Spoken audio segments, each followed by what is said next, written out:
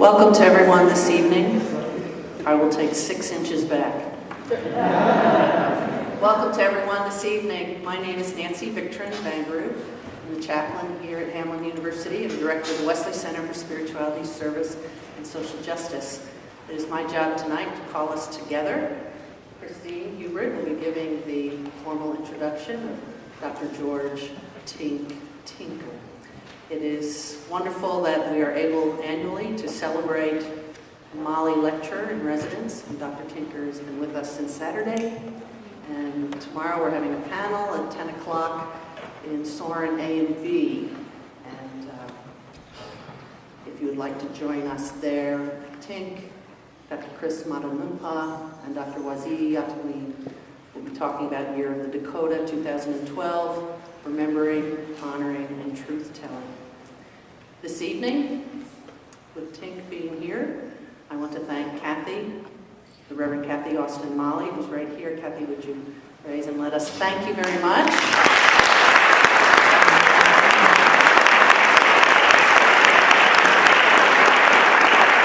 It is Kathy and Stephen's generosity to Hamline over the years, but particularly in endowing this lecture that makes possible to have an outstanding scholar in our midst for several days.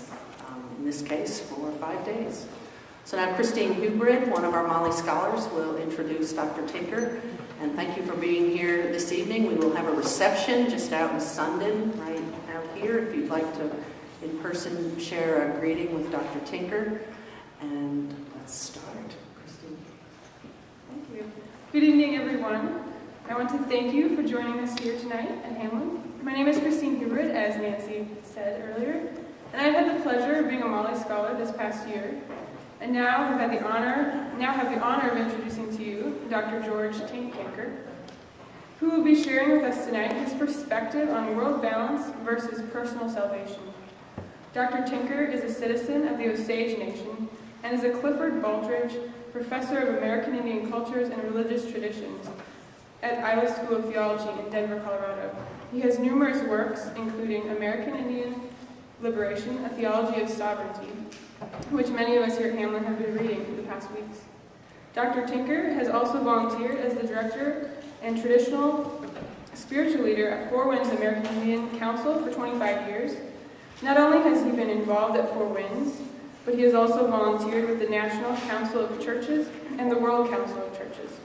Currently, he is advising the United Methodist Church with their mandated acts of repentance in response to some of the hurtful history of participation in the genocide of American Indian peoples. It is a pleasure and an honor to have him here with us today. Dr. Tinker.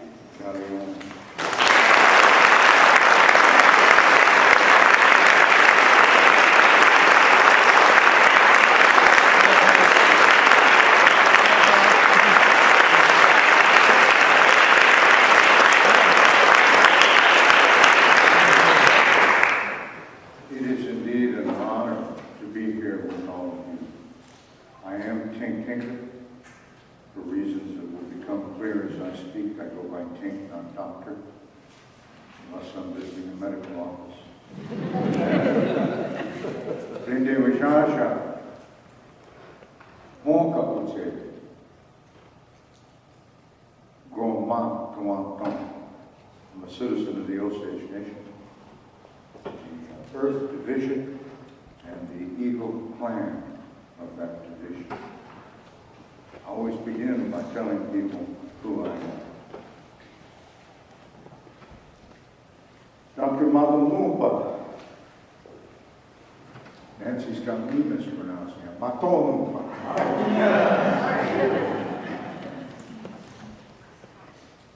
I'm here in your country. This isn't Osage country, this is Dakota country.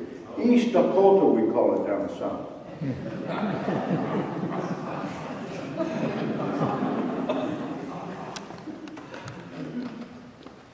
I need your permission.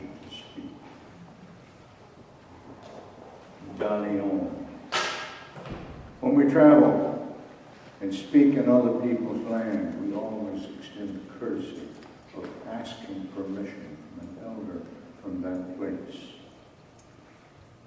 I'm pleased to be here with Dr. Mahle. He and I have known each other for About 30 years, huh, Chris? Going back to my work with the National Lutheran Board. I want to greet a couple other people that are here that are special friends of mine. One of them is John Lee, a professor from Luther Theological Seminary. Another friend of 30 years, going back to 1983. At least wave to people.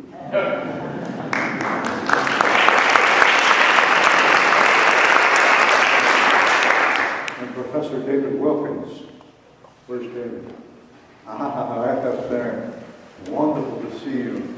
We go back 25 years at least to the WSSA conference where we first met. And we've edited a book together. Professor Wilkins is at the University of Minnesota and holds joint appointment in both Native American Studies and law. Really, we have no, Chris. Thank you. Wakonda Monchuga, Wakonda Wutseta. Tansi Topo Wakonda. Really, we have no, it's equal, it's equal. We are watching, it's equal, the dong, you're equal. Call upon the ancestors, spirit powers of love, below, grandfather and grandmother, from the four directions. And say thank you, first of all, for this moment, to be alive, to be here with you, to be able to share with you. And then to call upon those spirits, those ancestors, to help us all. To come dancing into this center and to give us their kapuna. I'm not done because I want to sing a song to call in one special friend of mine, a black cow, Shomikati Sapa. And then we can begin.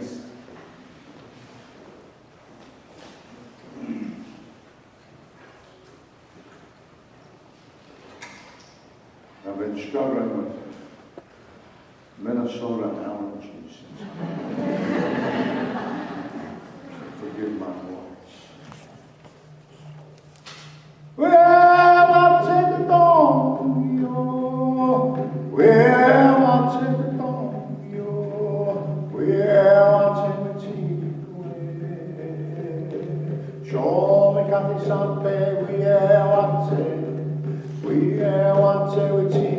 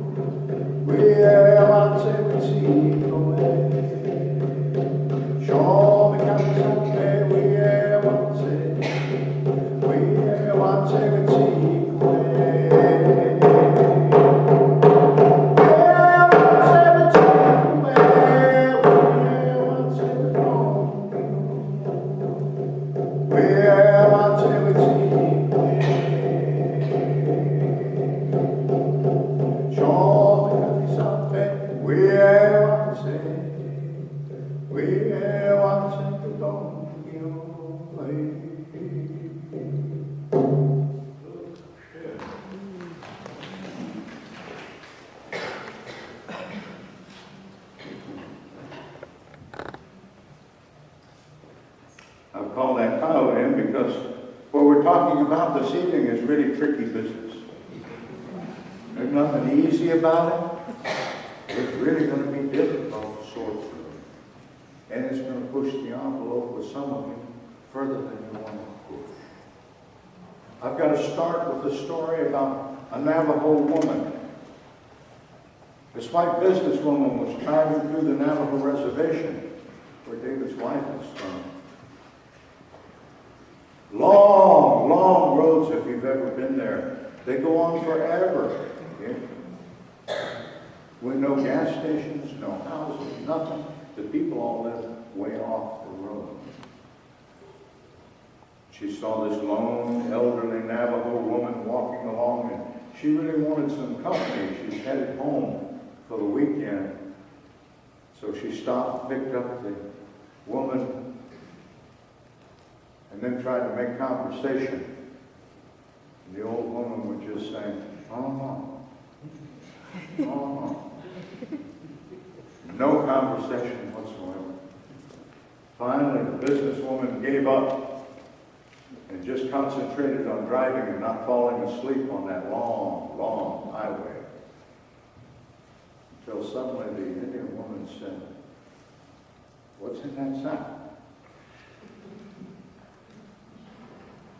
The businesswoman was glad for conversation. She jumped right into it and said, "That's a bottle of wine. I got it from my husband." New silence for a few seconds. Finally, the Navajo woman said, "Good trade."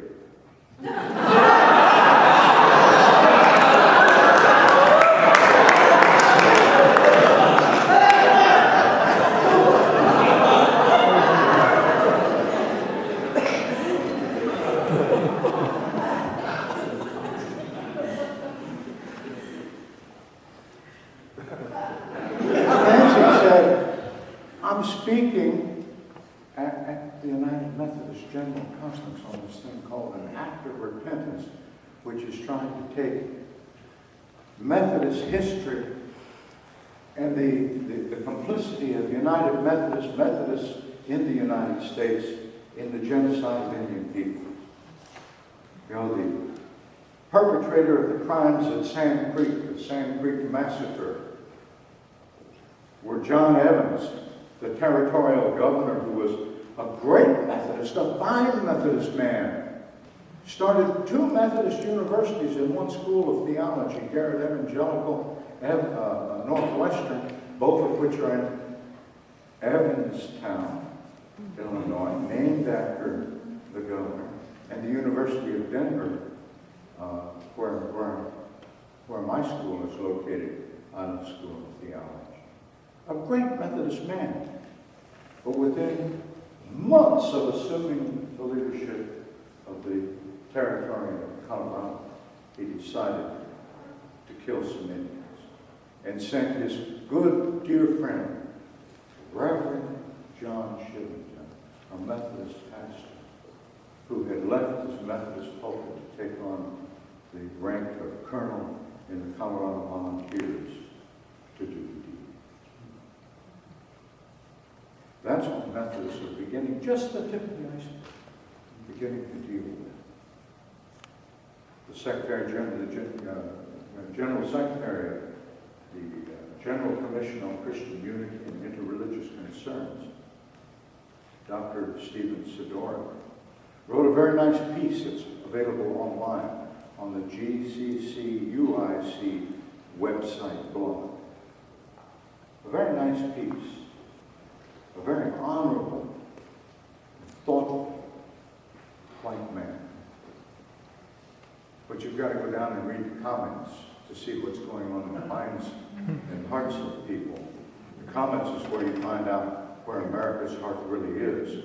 One of the comments I saw today was someone who said, "It's really too bad that the church was involved in so much violence against American Indians. But we have to look at the bright side of it. We gave them Christ." Not a very good trade.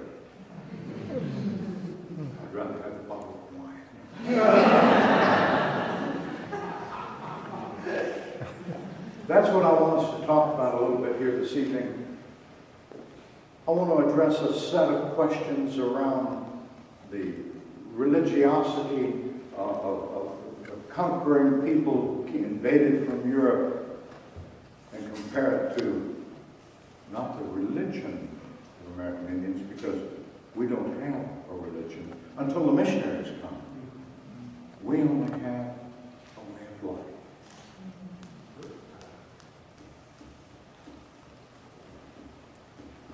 You see, I guess I can't do that. It's the microphone all stirred up. Professor John Lee wants to dance.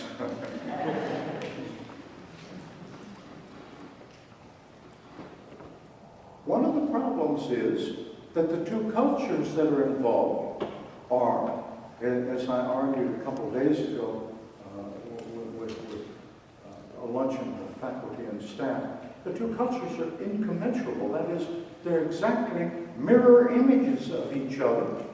And as soon as you impose Christ on Indian people, it changes the culture so significantly that Indian people have to give up much of their way of seeing and understanding the world. Let me do it this way in terms of the title of this lecture. Personal salvation versus world balance. The Indian people have no interest, traditionally, in personal salvation. Accept Jesus as your personal Lord and Savior. We don't even know what a Lord is until there are white people here taking our land and lording it over us. That's what the word Lord means in the Indian world. Because, see, we come out of a culture where there are no lords and no ladies. Everyone is equal, egalitarian, collateral. It's with the missionaries that we suddenly discover a whole new world, and that personal salvation is deeply embedded in a world that is invested in what George Lakoff would call an up-down image schema. The up-down image schema is hierarchical. The religion is hierarchical. The politics are hierarchical. The social structures are hierarchical. And the hierarchy works this way.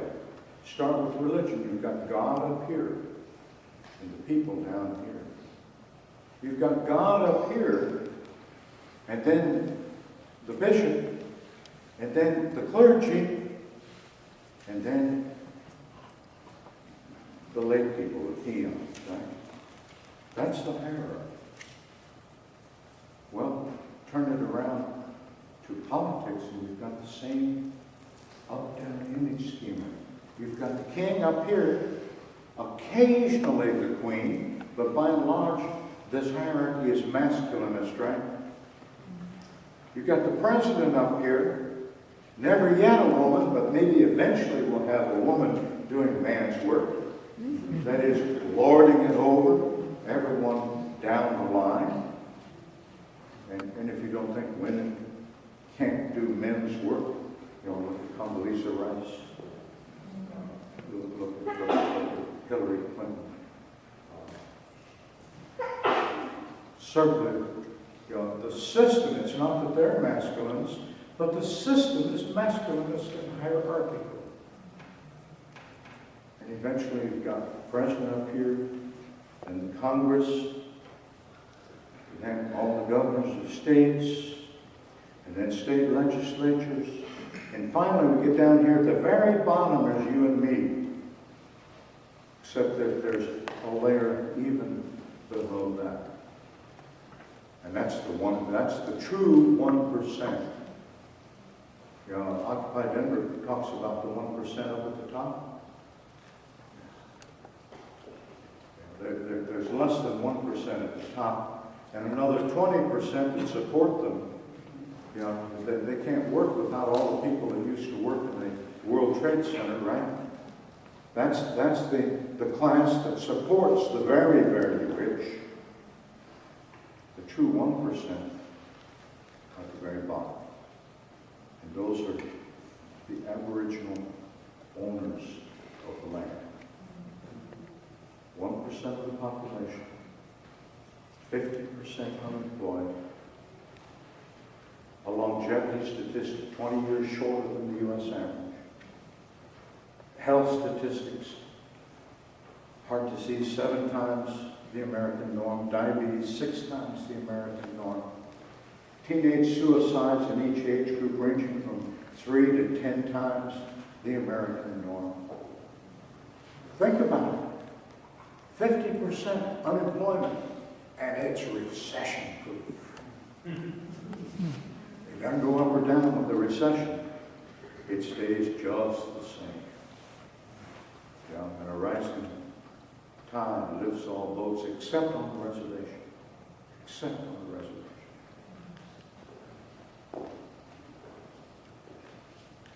Look at social structures in this up-down image schema. Typically, we have rich people at the top, and then less rich people, middle class, lower class, and the dirt poor on the reservations. Same kind of hierarchy. Another aspect of social structure. There are men on top and women on the bottom. I mean, yes, we're ordaining more and more women in the churches. Women are finding more and more employment in the corporate sector. But we're told that women still earn 70 cents on the dollar for the equivalent work of men. The system is masculinist. Men are on top, women are down below. And there are those in many, many churches, especially the more right-sided evangelical churches, who want to say to us, that's the order of creation. Because God wanted it that way. And remember, we've got to go back now to the religious structure of down.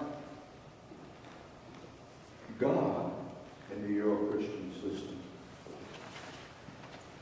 is male. With all due respects to Nancy, Rosemary, Ruther, Sally McFay, and feminist theologians, God is still visioned as male.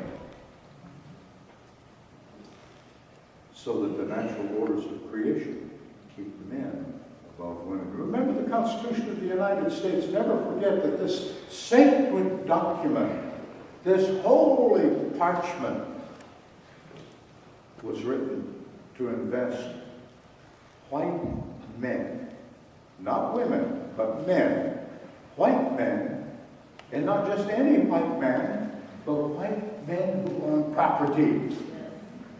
That's the Constitution we bow and worship in the U.S. Senate these days, or at the Supreme Court. With all due respects to legal scholars in our ranks. Yeah, it's that up-down image schema. The Indian way of seeing things is what I call collateral egalitarian image schema. It works this way politically. Osages had 2 chiefs. They weren't called chiefs, of course, that's white verbiage. They were called Gahir. 2 of them, one Hoka Gahir and one Sisho Gahir. And they lived across the road from each other. And took turns every other day exercising authority.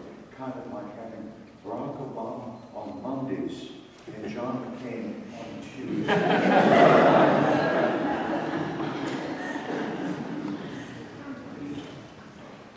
Yeah, this is a different system, though. There's no hierarchy. It's not up-down. And the Gahega, their sole job is to help the community reach consensus. And if they ever make a decision that's against the consensus, they're out. They don't last. And they know that, so it never happens. Now, once the Osages decide the Pawnees are making an incursion into our territory, and we need to go meet them to let them know we will defend our territory. The Gaega are stripped of all authority whatsoever, and authority falls to a group of little old ones called Nomojin. And the Nomojin make the decision. They make the decision to go and do battle to confront the Pawnees. And then they pick the commanders for this defensive action, because we don't have a word for warrior, right? So these are not warriors, they're defenders, Akida. And they pick the leaders of the Akida. Not a leader, but they pick 8 Kletsake, 4 from each division. And 2 of them are appointed to be Kletsake, the head Kletsake. And again, it's just like the Gaega. You've got 2 of them, 1 from each division. They have to be thinking the same thing. Well, this isn't going to work. People are going to get hurt. They'll get killed. So that there is no top dog in an up-down image schema, but it's got fuse spread throughout. And they do ceremony before they send them off. And there are at least 24 different people who take leadership in the 4 days of ceremony to prepare this defensive cadre before they go out to confront the Pawnees. That's very different from having a Petraeus who's head of all U.S. military operations in Afghanistan. Of course, we never traveled that far to defend our borders, because our borders were closer. We never considered the oil fields of Iraq part of our territory.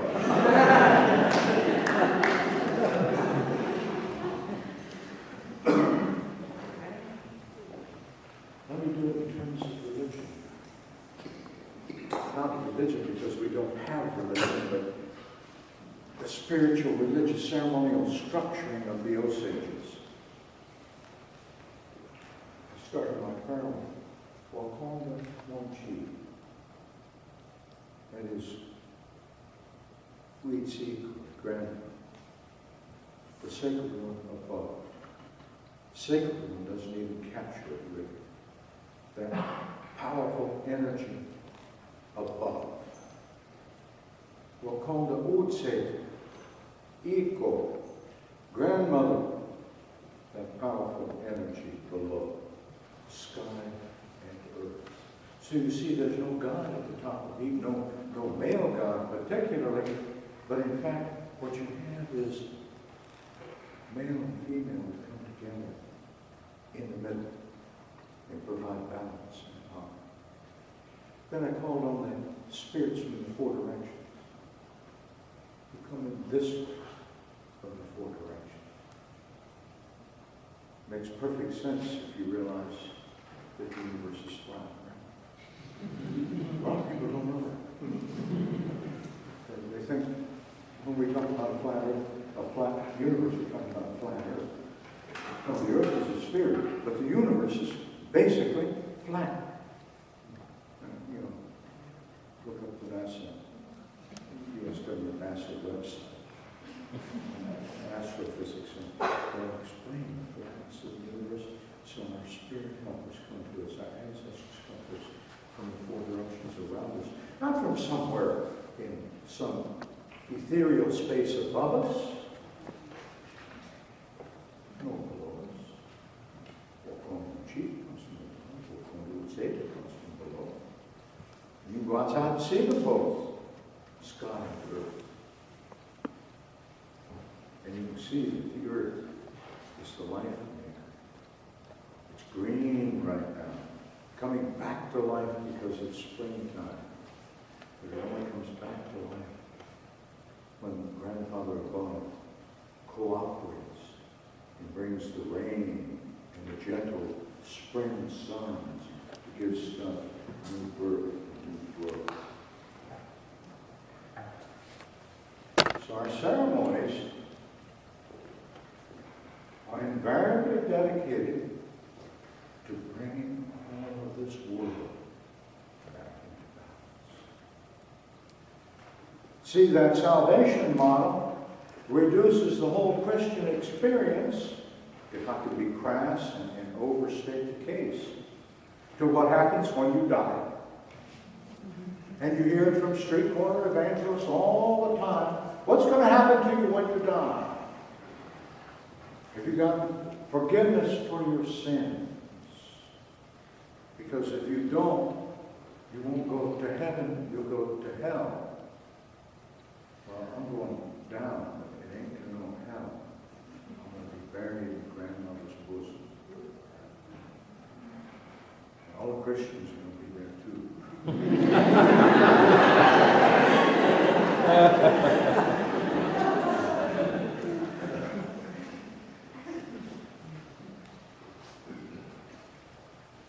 That focus on the afterlife, on salvation, on what happens. The whole Christ event is predicated on saving people from their sins and giving them access to the Heavenly Father in the above, and to take people into heaven. Indians are more concerned right now. And I know a lot of Christians have theologies that are very justice-oriented to the right now. And I know I'm overstating the case, but for us, everything is right now, right here. And our ceremonies are about bringing harmony and balance into the world. Let me talk about just one of those ceremonies. It's one that I helped my brother bring back to the Osages 12 years ago. We danced at Sundance for the first time in 77 years. Now, Sundance is a very serious event. I mean, it involves 4 days and 4 nights of what we call a dry fast. There is no food, no liquids, especially no water. It's a hard dance for people. New Age whites come out, they want one piece of the action. Man, sounds really neat. Can we do this too? They don't have any idea what it's about. Don't have any idea how hard it is. More than that, they don't have the mindset to do this in a good way. Because they're there to gain new spiritual strength. It's self-improvement, self-empowerment. They want the power of that Sundance so that they can dance it and then leave and go pretend they're medicine people and sell ceremonies out on the streets of New York or Dallas or L.A., send out a shingle and charge people a hefty price for doing Indian things. We saw that a couple of years ago down in Sedalia in Arizona, where this guy did something utterly stupid, taking 90 people into a huge sweat lodge and burning them up so that 3 of them died. Utterly stupid. Well, he probably went to an Indian sweat lodge and thought, this is really cool, we can do this. But you know what? He couldn't. He's in jail now, serving a prison term for manslaughter. See, our young people don't go out and choose to dance in this dance in order to become powerful. There's a whole other rationale for dancing the dance. Remember, we got this collateral, egalitarian image scheme. Every one of us who has ever danced dances that the people might live. We dance to bring healing and help to the people for the next year. We're bringing the world back into balance at that moment with this annual ceremony of restoring balance. And once we've danced that dance, we're good to go for another year. That's what it's about. So when white people come in to dance at a Sundance, and they flock into one or two dances where they commit class, we call them international Sundances. Globalization Sundance.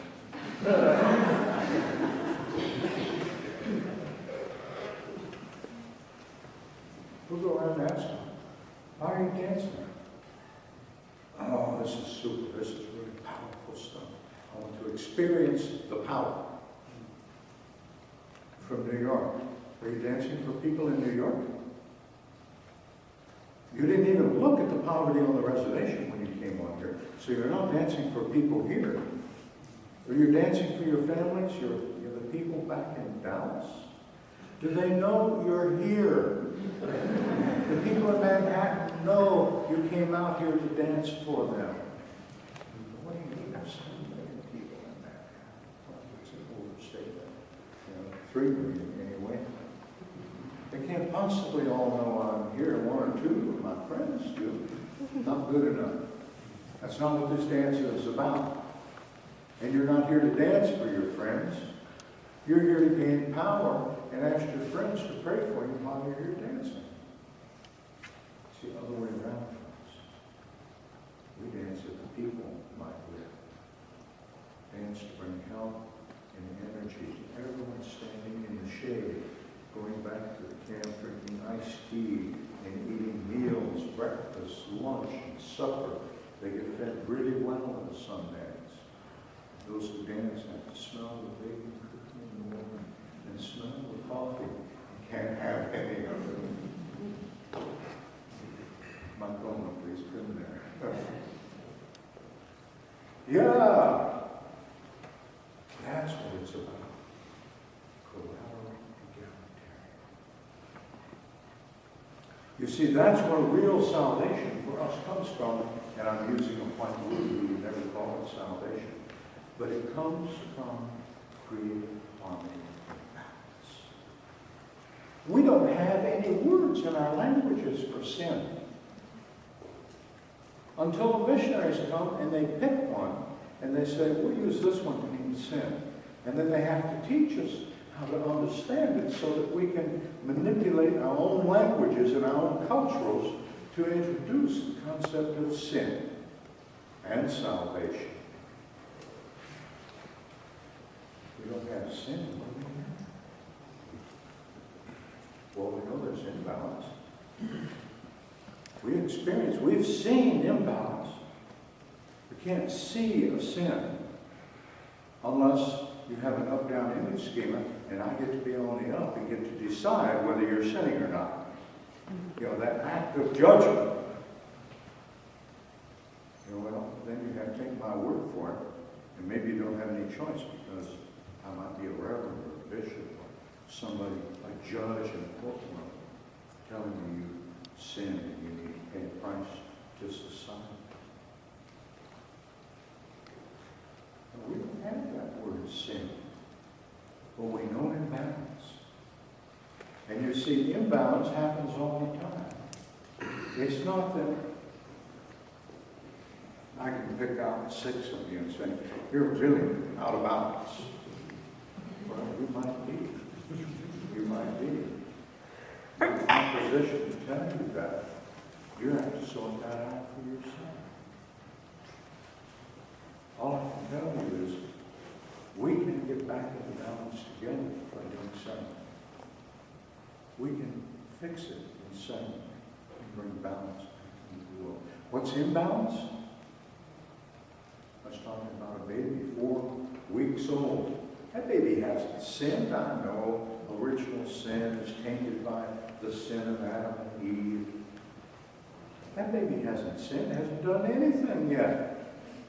4 weeks old and inexplicably had cancer on his stomach.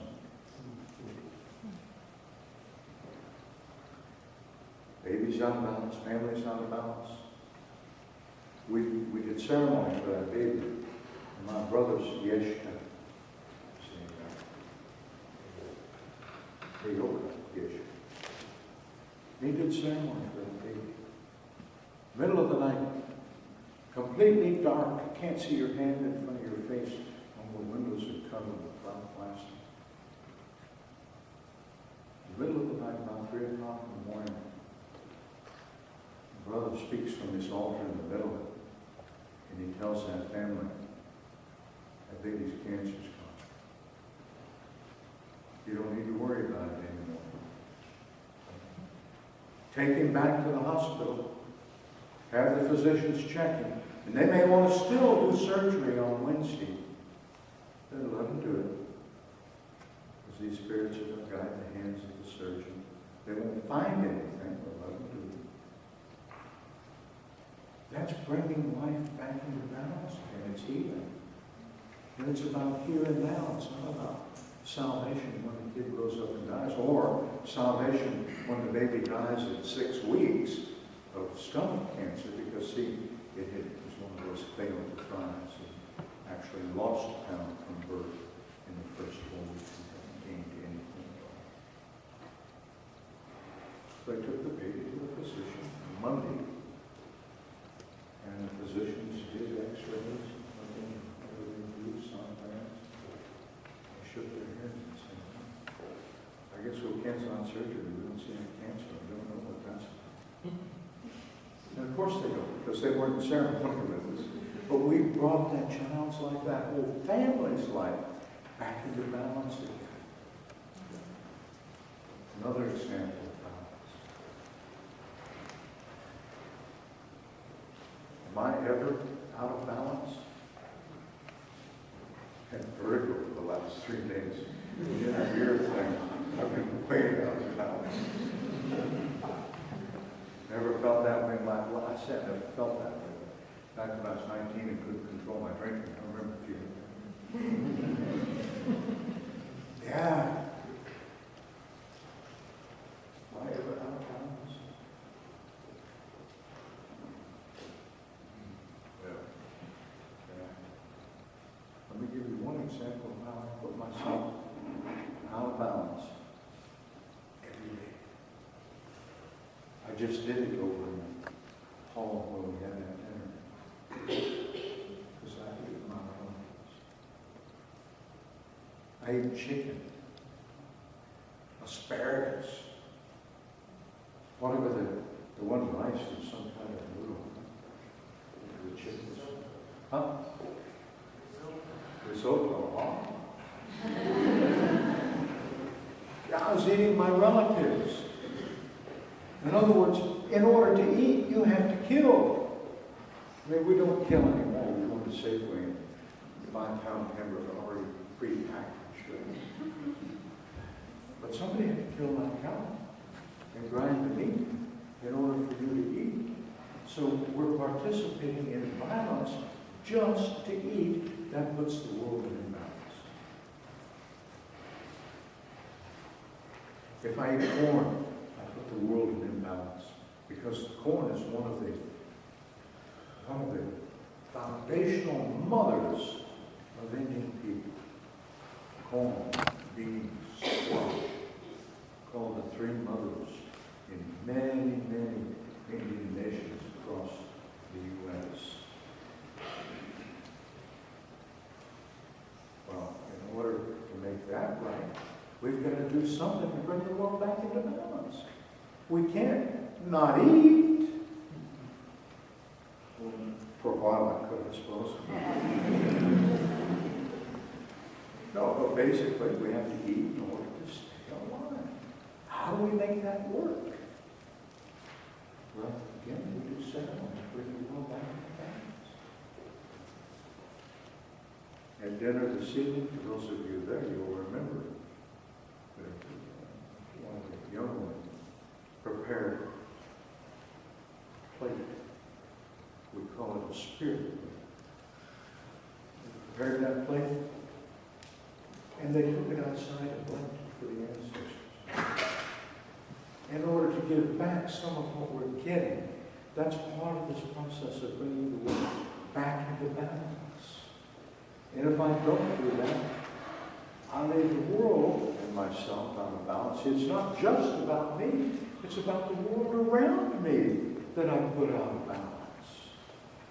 So it's not a matter of personal salvation or personal balance. It includes personal balance, but it's balance of everything around us. I was telling students earlier today, my son is a member of a different clan than me. He's a member of the Tomaton, the Buffalo Bull clan. He's a member of the Buffalo Bull clan. My son cannot eat buffalo because his clan is charged with keeping the world in balance for buffaloes, maintaining the relationship between the Osages, who relied in the old days on buffalo for a major portion of their protein. The Tocas kept that relationship in balance. And for them then to eat buffalo would be like becoming a tenant, because they'd be eating a relative that's way too close. The rest of us love buffalo, live for it, and enjoy it every time we're together on the Osage Reservation for a feast. My son, once he became adopted into the Toca clan, became a vegetarian just so he wouldn't make a mistake.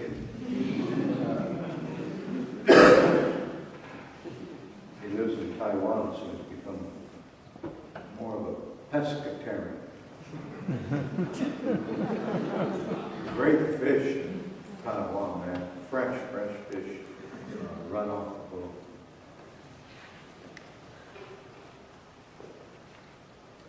That's what harmony and balance is. And that's what we want more than anything, not just for Indians, but we want it for this whole continent and for the whole world. We want you to become a part of this harmony and balance, but you can't if you hang on to that up-down image scheme. The problem is that up-down image scheme is so deeply embedded in American consciousness, European consciousness. It is the social imaginary that controls the world, that generates the economy, that gives rise to capitalism. Capitalism is an up-down system, breeds competition. And as soon as you say competition, yes, women complain, but basically it's a masculinist system. And men are rewarded more than women for playing in that game.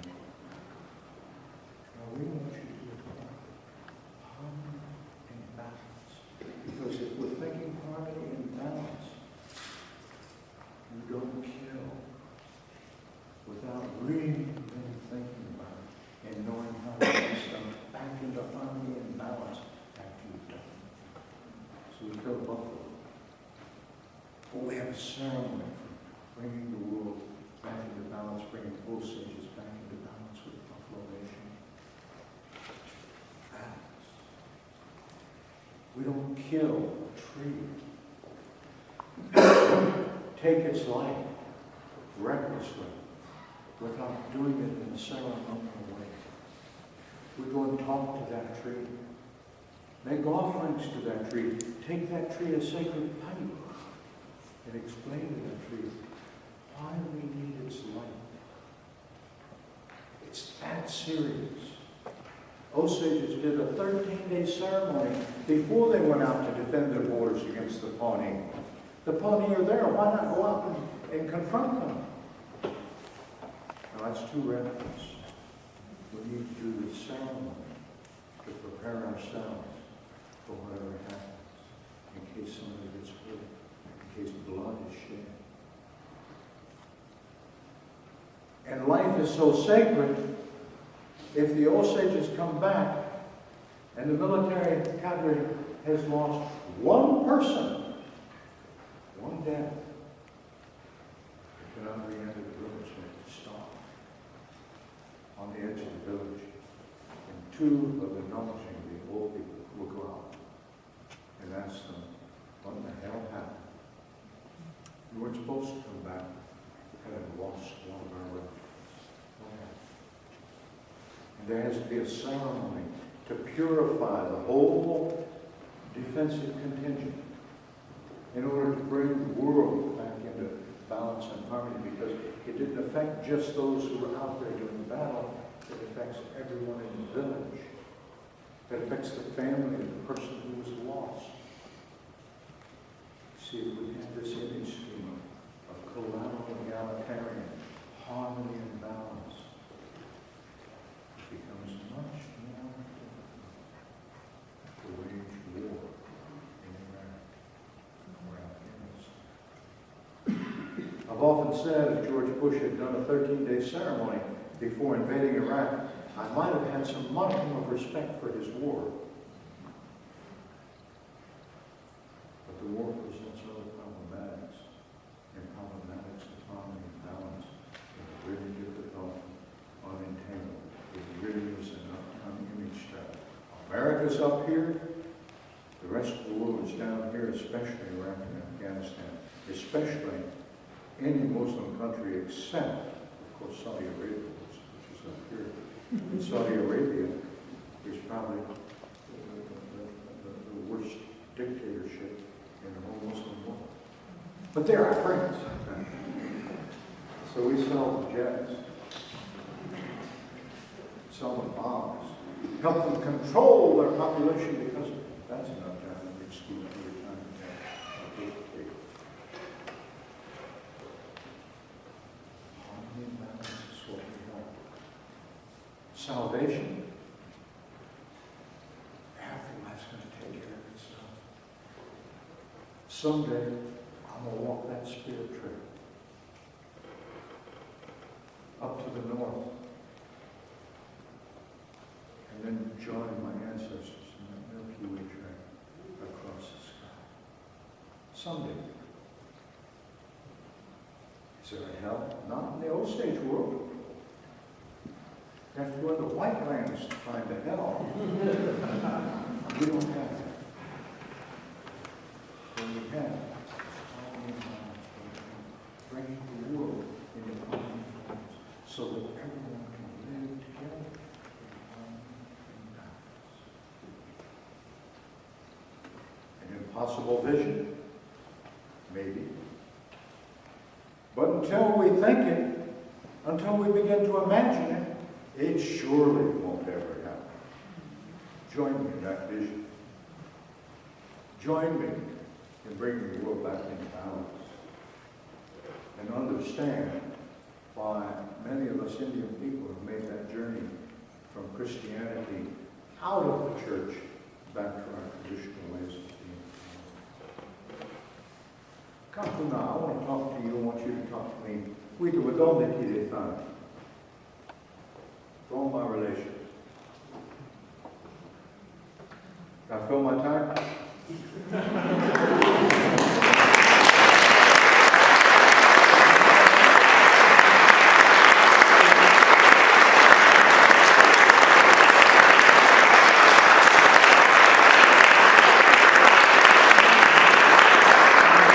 I have 3 more minutes.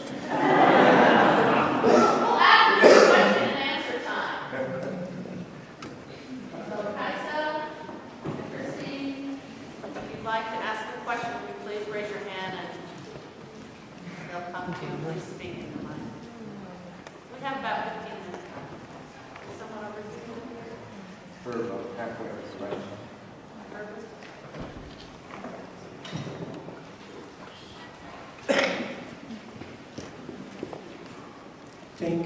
I would like very much to hear more about the social imaginary in terms of the transformation that needs to take place and how we can engage that social imaginary in our everyday lives or as academics and students.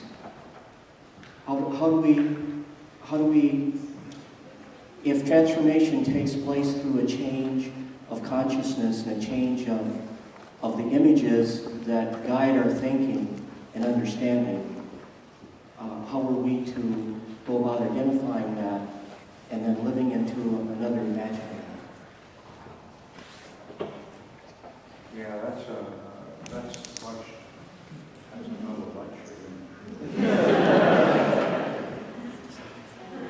I'm really clear that that's really difficult. The social imaginary is not something we pick and choose. We grow up with it. And it's hard to see outside of the blinders of what that social imaginary provides for. We have to be very intentional about peeling back the blinders from time to time. I'm very careful in my use of language. I've learned over the years to try and weed out colonial language. And I'm never quite successful. One of my Indian students will nail me every now and then and say, "Tink, isn't that colonial language?" Yeah. And I weed one more word out of my repertoire. It's really, and we live in this world, the Indian world, with that worldview, as much as we can. Not only for myself or anything, but how do white Americans do that? Boy, very, very. But you have to do it. There's no choice. You have to work on it. Struggle with it. Every day, struggle with it. It means, first of all, recognizing that the land we're on is here, is Dakota land. We have to ask ourselves, what was the social imaginary that enabled those first Christian invaders to say, we can have Minnesota. We can take it away from the Dakotas. We can live there. We can move into Massachusetts.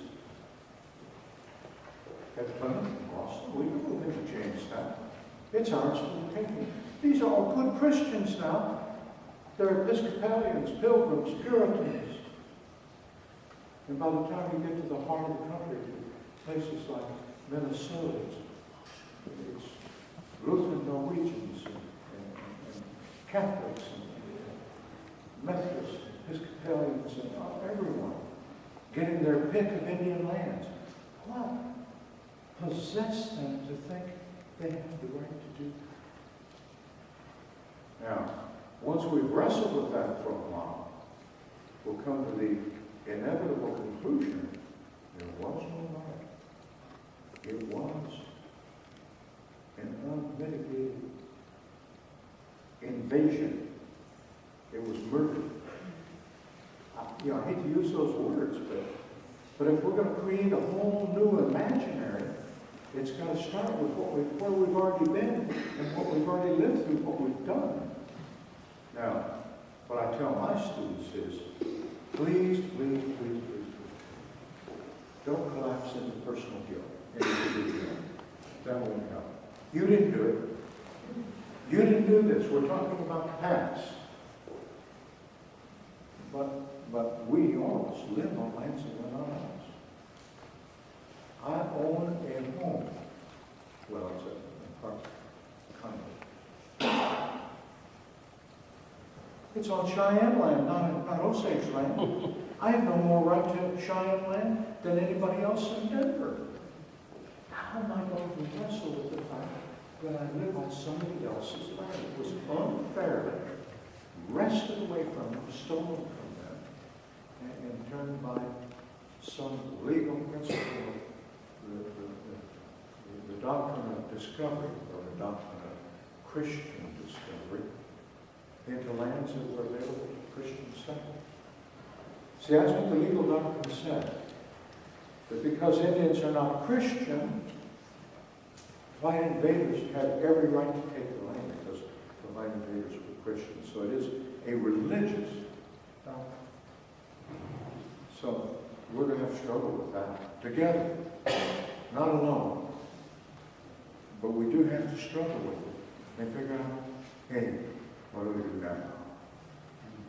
Because just continuing the good old nationalist capitalist system ain't going to help. It's going to make matters worse.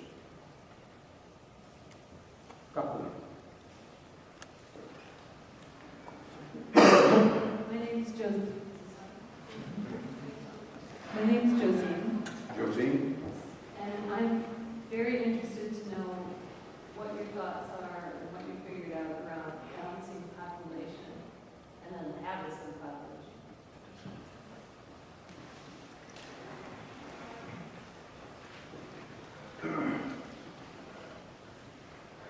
That's a question that gets raised a great deal. We could begin by understanding that the Aboriginal population in North America was in the neighborhood of 40 million. That's how many Indians were killed. We're now down to 3 million. We're back up to 3 million. But it started at 40 million. But when we start talking about population, and the population growth everywhere in the world, I think we've got to stop and not just do what the Malthusians do. To blame people in the South for making too many babies. That doesn't work. I mean, there are other factors at play. For instance, if you read the book, Thy Will Be Done, you'll find it hard to find because the Rockefeller family bought up all the copies and bought the press that published it. But look for it in these bookstores. Thy Will Be Done. It's an expose of the life's work of Nelson Rockefeller. And how Rockefeller worked to change Latin America and make it the Rockefellers' backyard, their economic backyard. It has to do with mining, oil, with ranching.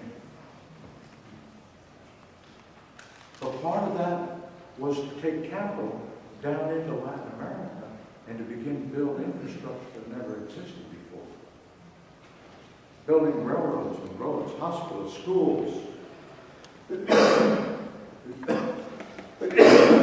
argue against that, huh? That's a good thing. Well, not really, because what you're doing is thrusting all of Latin America into American style modernity and making it more accessible to industrialists from the north. I remember Jose Miguez, white people know him as Benino, who was talking back in the 70s about how the U.S. sent to Argentina, he was an Argentine liberation theologian, how much foreign aid was poured into Argentina back in the mid-70s. It's in the billions, tens of millions. And then U.S. corporations took hundreds of billions out of Argentina on the backs of the money that we gave them for infrastructure in foreign aid. And Bonino's comment at the time was, that kind of foreign aid, Latin America can ill afford to give to the United States. So the population explosion in part has to do with the capitalist improvements of the infrastructure, so that two things. Capitalists, industrialists in the north have better access to natural resources in the south. And secondly, they have a much larger population living in poverty that they get work for less and less money. That's the population problem in a nutshell. So everything seems to come back to this up-down money scheme and the hierarchy of the capital system. And I'm not a Marxist, by the way. I'm an absolute resistor to ideas of Marxism.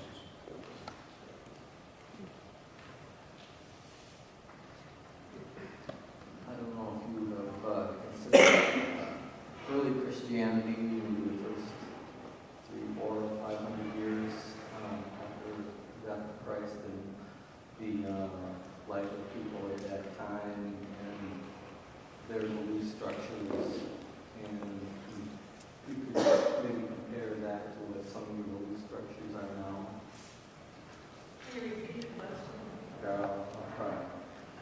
Can I reflect on the first 300 or 400 years of Christianity and compare those belief structures to what we've got now?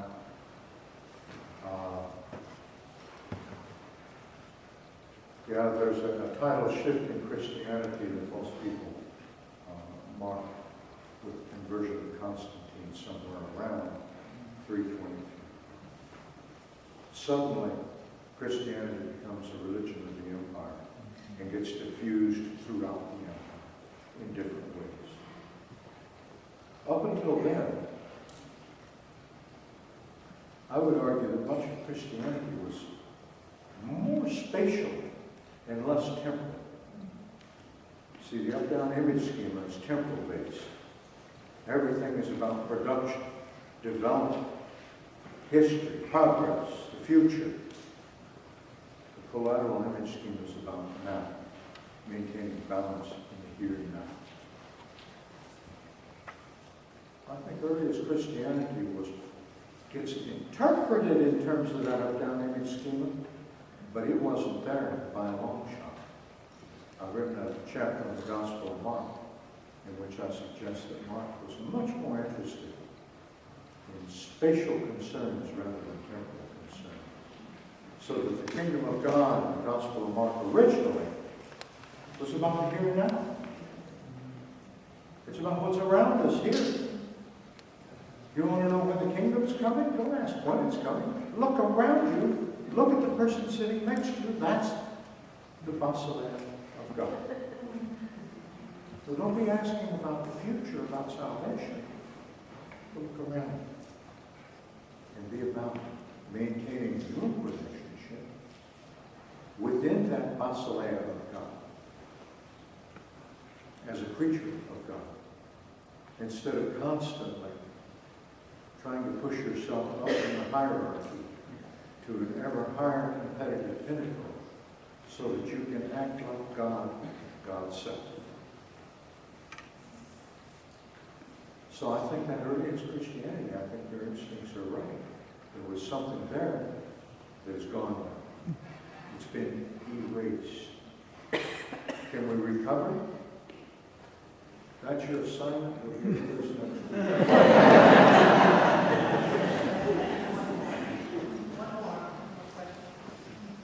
One more question, Nancy said. By the way, I go by Tink because of the collateral image scheme. I can't be Dr. So-and-so in the Indian world because they don't care about doctors anymore, they care about lords. You have a microphone? Oh, I do too. My name is Derek. Derek? Yep. I'm a Hamline University student, and just a quick background on myself. I come from a Ojibwa background, and I was wondering, I am 19% Red Lake and 6% white.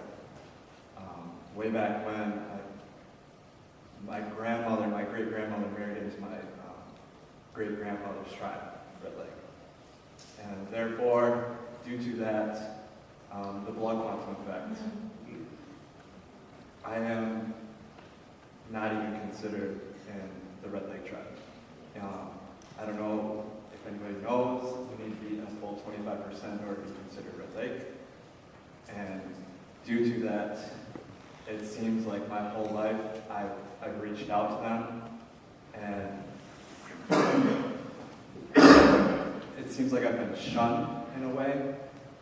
And I have been raised in a Catholic conservative family, which goes against basically everything that an Ojibwe background should have. I want that balance and harmony in my life.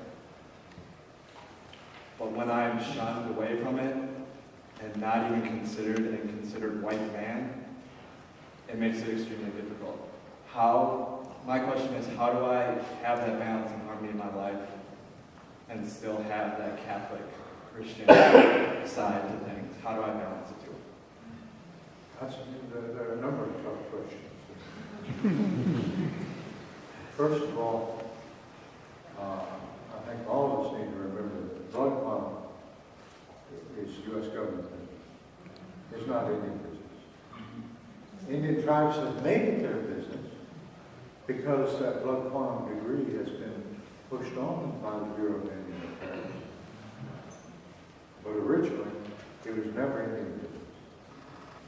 A lot of Osages grew up Osage, married Osages, made Osage babies, and only found out when they were old people that they weren't Osage, really they were Pawnee.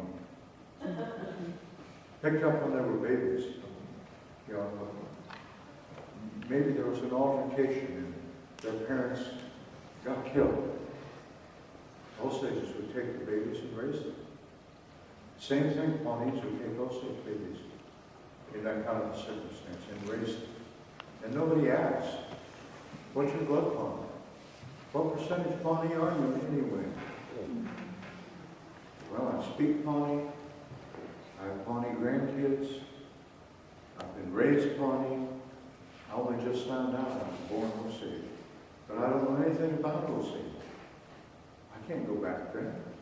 And nor do the Pawnees want me to go back there. Because right now I'm Pawnee.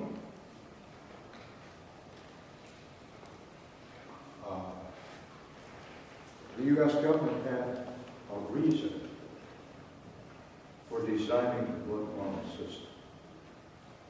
They were trying to reduce the number of Indians in North America, to reduce their treaty obligations by a factor of those they weeded out on blood quantum. And when when nations, let's call them tribal governments, because that's what they are, otherwise I don't use it. Decide to hold fast on that 25% blood quantum, they're doing the U.S.'s dirty work for them and destroying our Indian people. What are you going to do? Well, two things. Because first of all, we're going to deal with the Catholic problem. We're going to think through that. Because it's really hard to be an Ojibwe. And I say this, and be Catholic, and I say this knowing full well that 90% of the people on the Osage Reservation are Christian. And I would take it a step further and say they pretty much lost their way.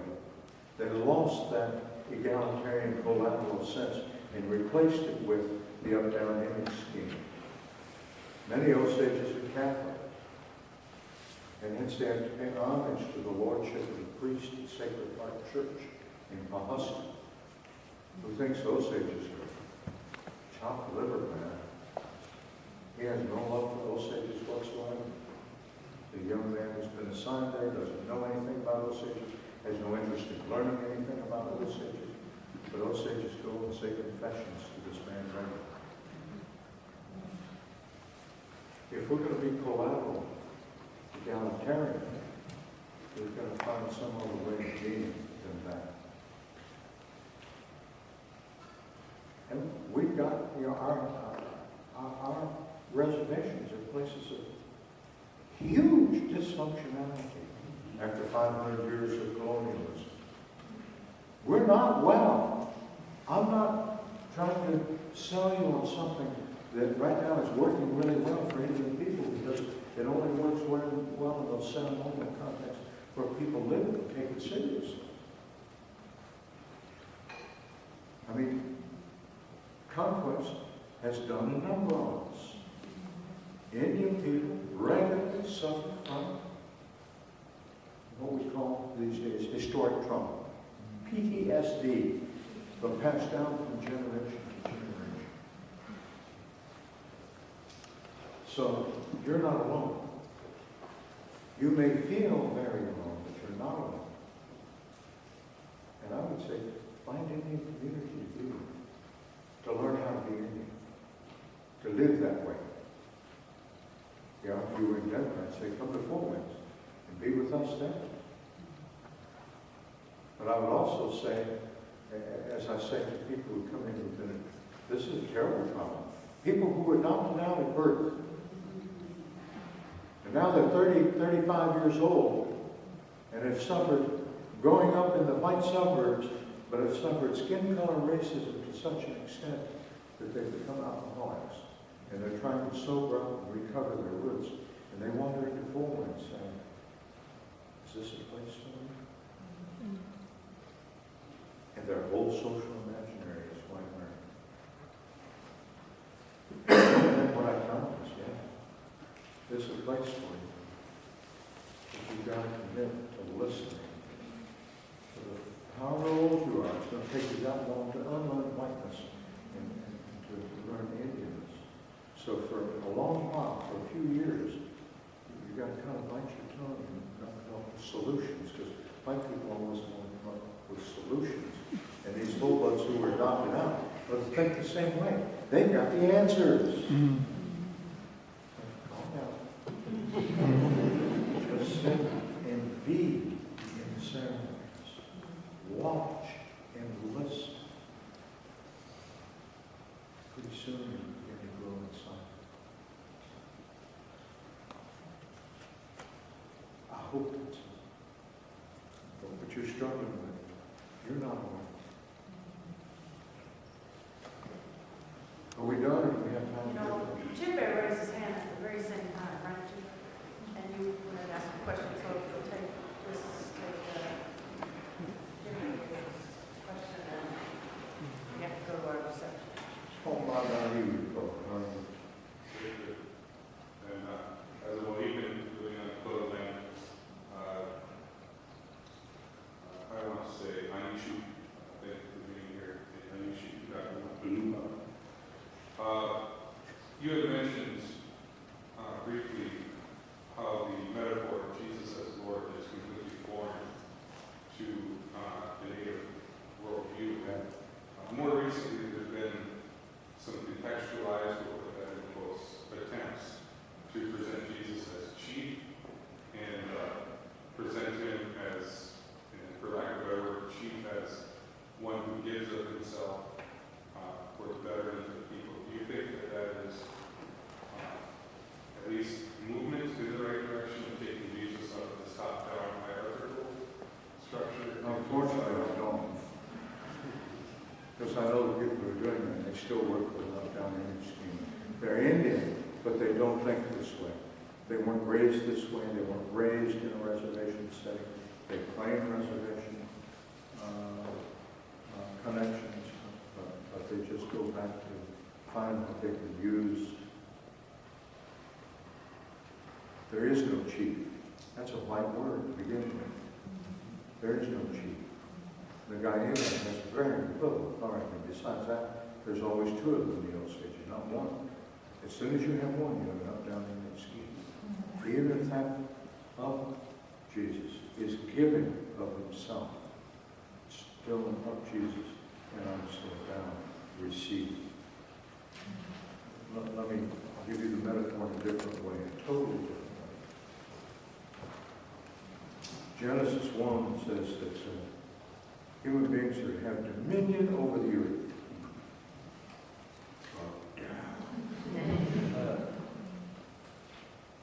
Now, liberal Christian theology these days wants to shift from dominion to stewardship. Same problem. It's up there. Human beings are still in charge.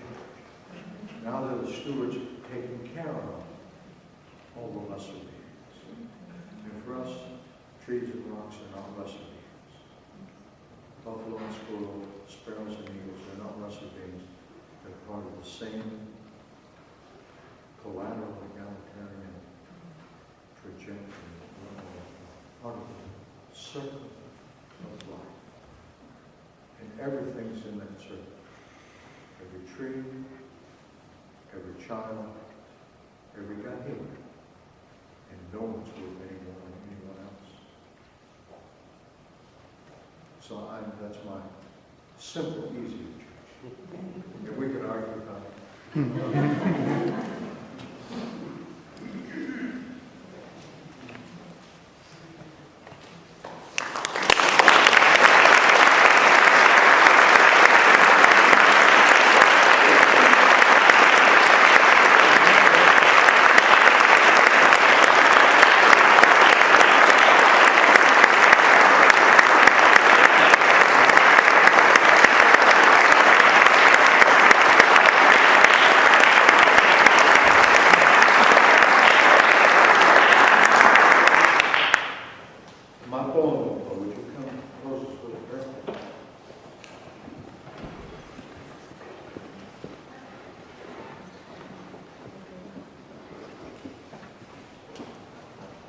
You'll be down there?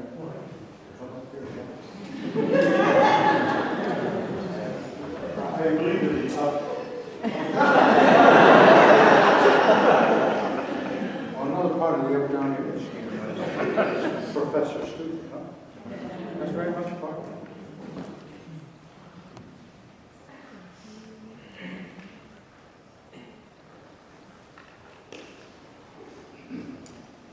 I'm going to say a prayer, but I'm going to just say it in Dakota, and I'm not going to translate this time, but you've got to trust me that it will be good. And the other thing, too, is to share with people, like in our origin story, according to the video origin story of the Clouders linguistically, that they were taught to pray looking up. Of course, it would be outside, not in a building, to look up and with the eyes wide open. And it's really different from the Christian model. Bow your head and close your eyes. It's just different. And it's okay. I'm hoping that you will think that's okay for us to do it that way. We need to do it that way. Oh, let us pray. Oh, to Kashan Wakantonga, Yo to Washaka Nakuma Ushida, Wanake Ushida, Nitoka Unamshi, Wanake Betty Tochama Yanke, Zanio Kaya, Yamopinda, Gani Chabi, and Betty de Boy Washani Tawaki, Michoni, Kawichosani, Wotakuya, Kawoda Kotaki, Woyude, Kawokuyake. Akuda kudono yuhapiki hewa siwopi the tonga ugeni chapi. Edeni naji demiendo. Ikchewi chashta hemacha. Wamash akashi. Daku oaki shikanie. Yo damanishmaka. Daku oasi oyaki. Hehu kudya hitoan. Ka oyaki kinde. Oas ushi chaka. Ka owi chaka wo. Nitoa Ushida Echieta Una Chelakia Hechitino Nikapi Olasi, all my relatives.